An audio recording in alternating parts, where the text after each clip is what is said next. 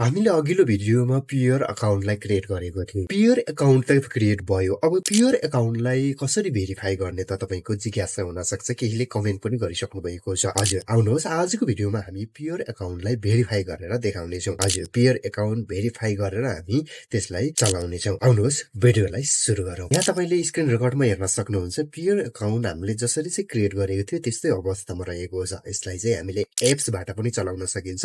Apps download गरेर सोही हामीले पेयर अकाउन्ट बनाउँदाखेरि कुन चाहिँ इमेल राखेको थियो र कुन चाहिँ पासवर्ड राखेको थियो त्यो राखेर पनि हामीले एप्सबाट पनि चलाउन सकिन्छ। त्यो एप्सबाट हामी पछि चलाउँला। अहिले हामी वेबसाइटबाट नै हामी पियर अकाउन्टलाई भेरिफाई गर्नेछौँ। यहाँ तपाईँले माथि देख्न सक्नुहुन्छ नट भेरिफाइड भनेको छ। यसलाई टच गर्नुपर्ने हुन्छ, जुन चाहिँ निलो कलरमा छ। यसमा टच गरिसकेपछि यहाँ देख्न सक्नुहुन्छ पर्सनल भनेको छ, नेम आइसकेको छ। त्योभन्दा तलपट्टि यहाँ चाहिँ डेट अफ बर्थ राख्नुपर्ने हुन्छ। डेट अफ बर्थमा चाहिँ तपाईँले सुरुमा डे राख्नु होला, त्यसपछि मन्थ राख्नु होला, त्यसपछि कन्ट्री आफै सिलेक्ट भएर आएको हुन्छ र गो नेक्स्ट भन्ने अप्सनमा टच गर्नु होला।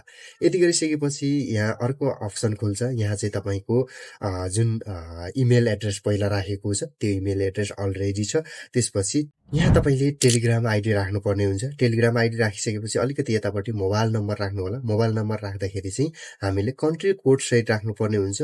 कन्ट्री कोड नेपालको +977 हो र आफ्नो नम्बर राख्नु होला। हजुर, अब यति गरिसकेपछि यहाँ निक इन च्याट भनेर आइसकेको छ अटोमेटिकली रुममा। अब हामी यहाँ गो नेक्स्टमा टच गर्छौँ। हजुर, अब हाम्रो यतापट्टि एउटा यस्तो खालको इन्टरफेस आइसकेको छ। यहाँ चाहिँ तपाईँले डकुमेन्टहरू राख्नुपर्ने हुन्छ। यो कपी क्युआर कोड गर्दा पनि हुन्छ, हामीले कम्प्युटरबाट गर्दा। नभए यहाँ चाहिँ तपाईँले चाहिँ सुरुमा यहाँ चुज फाइल भनेको छ। यहाँ चाहिँ तपाईँले पासपोर्ट, आइडी कार्ड वा ड्राइभिङ लाइसेन्स पनि राख्न सकिन्छ। यहाँ चाहिँ म चाहिँ पासपोर्टमा चुज गर्छु र चुज फाइल गरेर चाहिँ तपाईँले फाइल राख्न सक्नुहुन्छ। यहाँ फाइल राखिसकेपछि upload your proof of address भनेको छ। यहाँ प्रुफ अफ एड्रेसमा तपाईँले कुनै केहीको बिल अथवा चाहिँ तपाईँले आफ्नो कुनै अरू एड्रेस प्रुफ भएको चाहिँ डकुमेन्टहरू राख्न सकिन्छ। सबै राखिसकेपछि यहाँ सबमिट फर भेरिफिकेसनमा टच गर्नुपर्ने हुन्छ। यहाँ टच गर्नु होला।